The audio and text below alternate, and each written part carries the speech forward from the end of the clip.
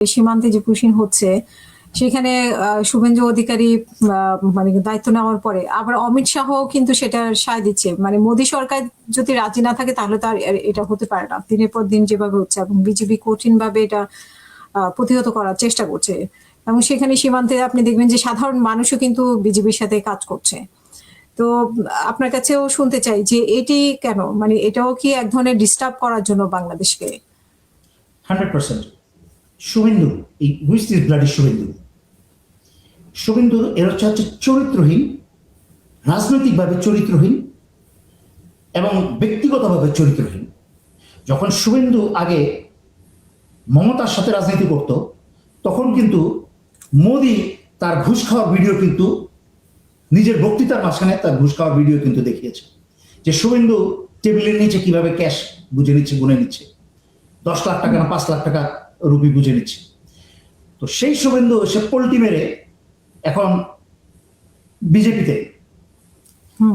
যাদের ব্যক্তিগত চরিত্র এবং রাজনৈতিক চরিত্র না থাকে তারা কোনোদিন কোনো দলে, মানুষের জন্য তো দূরের কথা, দেশের জন্য তো দূরের কথা, কোনো দলেরও সুবিধা করতে পারে না। বাংলাদেশে কিন্তু আওয়ামী লীগ বিএনপিতে কিন্তু অনেক অনেক লোক আছে, সবসময় সরকার বদলের সাথে সাথে পোল্টি মেরেছে, এরা সব সরকারের কাছে সুবিধা চায়।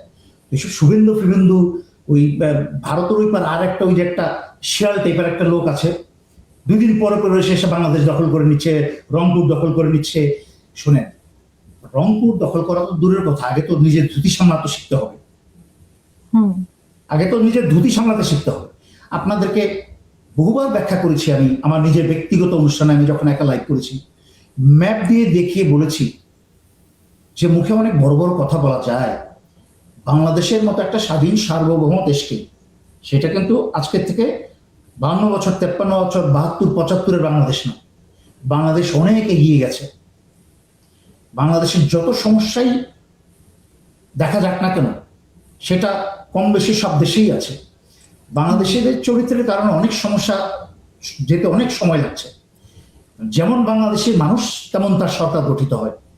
ইট is a reflection of people's character. একটা গভর্নমেন্ট হচ্ছে একটা জাতির সামগ্রিক চরিত্রের প্রতিফলন মাত্র। সুতরাং রাতারাতি এটা পরিবর্তন হয়ে যাবে না, সময় লাগবে। আস্তে আস্তে পরিবর্তন হচ্ছে। ডক্টর ইউনূস এসেছিল, ডক্টর ইউনূসের মতো যে শক্তিশালী একজন আন্তর্জাতিক কানেক্টেড লোকের বিরুদ্ধে ভারত এবং আওয়ামী লীগ মিলে, এমনকি টু দি এক্সটেন্ট বিএনপি পর্যন্ত মিলে, সরাসরি না হলেও বিভিন্নভাবে মিলে ডক্টর ইউনূসের উপর যে পরিমাণ খরা গেছে, ঝড় গেছে, একটা কাজ করতে দেয়নি। সকাল বিকাল আন্দোলন, রিক্সা আন্দোলন, একসময় আমরা দেখলাম এই পতিতা আন্দোলন, ওরাও নেমে গেল রাস্তায়। তো সুতরাং তারেক রহমান ক্ষমতায় নেওয়ার পরে যে এইসব ডিস্টারবেন্স হবে, এটা তো একটা সরকারের মাথায় থাকা উচিত। আমরা শুনতে পাই যে রংপুরে নাকি হিন্দুরা বেশি বেশি করে জায়গা কিনছে, এটাও একটা লক্ষণ যে কিভাবে রংপুর এভাবে জায়গা কিনতে কিনতেই নাকি একটা প্রদেশ হয়ে যেতে পারে। আমি কিন্তু আমার কিছুদিন আগে, কয়েকদিন আগে, 3-4 দিন আগে একটা পোস্ট দিয়েছি আমার ফেসবুকে, যে সেকেন্ড ওয়ার্ল্ড ওয়ারের পরে প্যালেস্টাইনিয়ানরা মানবিক হয়ে, উদার হয়ে এবং কিছুটা অর্থের দিকে লোভ করে তারা ইসরায়েলিদের কাছে বা উদ্বাস্ত রেফিউজি, ইসরায়েলি না, যে ইহুদি রেফিউজি ছিল তাদের কাছে জমি বিক্রি করতে শুরু করলো। আর এই রেফিউজিদের কাছে ইসরায়েলরা তো এমনি খুব কঞ্জুস, তো এদের কাছে পয়সা করে ছিল অনেক, আর ইউরোপ বিভিন্ন দেশ থেকে অনেক পয়সা করে নিয়ে এবং প্যালেস্টাইনিয়ানরা বিন্দাস হয়ে, উদাস হয়ে জমি বিক্রি করতে শুরু করে। কিন্তু তারা বুঝতে পারে নাই যে এই উদ্বাস্তরাই যাদের কাছে জমি বিক্রি করছে, এরাই একদিন তারা দেশটাই দখল করে নেবে। আমি বাংলাদেশিদেরকে হুঁশিয়ার করেছিলাম যে পয়সার লোভে আপনারা জমি বিক্রি করবেন না। জমিটা কার কাছে বিক্রি করছেন সেটা খেয়াল করবেন। যেই জমি আজকে বিক্রি করছেন সেই জমি তো দূরের কথা, আজকে যেই জন্মভূমিতে আপনার জন্ম হয়েছে, এই ধরনের অবহেলা এবং লোভের কারণে কিন্তু সেই জন্মভূমিটাও হারিয়ে ফেলতে পারেন। তাই বাংলাদেশিদেরকে হুঁশিয়ার করেছে, আবারও হুঁশিয়ার করছে। এবং যদি এরকম দেখেন আপনার পাড়া প্রতিবেশীতে কেউ এরকম জমি বিক্রি করছে, সে যদি ভুল না বুঝতে পারে, তাহলে প্রয়োজনে সে যদি আর্থিক সমস্যায় থাকে, জমিটা বিক্রি না করলে সে মহা বিপদে আছে, আপনারা এলাকার সমস্ত লোক মিলে আপনার জমিটি তার কাছ থেকে কিনে নেন, সবাই ভাগাভাগি করে হুম হুম কিনে নেন।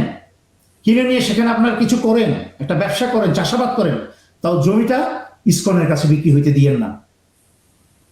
হুম তো আমার এই উপদেশ থাকবে বাংলাদেশিদের প্রতি, সচেতন হন। স্বাধীনতা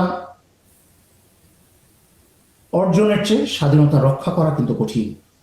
আর স্বাধীনতা রক্ষা করা হচ্ছে দৈনন্দিন চর্চা, যেমন ধর্মের জন্য নামাজ, আবার শরীর চর্চার জন্য প্রতিদিন শরীর চর্চা। স্বাধীনতা সার্বভৌমত্ব রক্ষা করাটা হচ্ছে প্রতিদিনের সচেতনতা এবং চর্চা। ছোট ছোট জনগণের ছোট ছোট পদক্ষেপ বাংলাদেশের সার্বভৌমত্ব শক্তিশালী আরো করে তুলবে।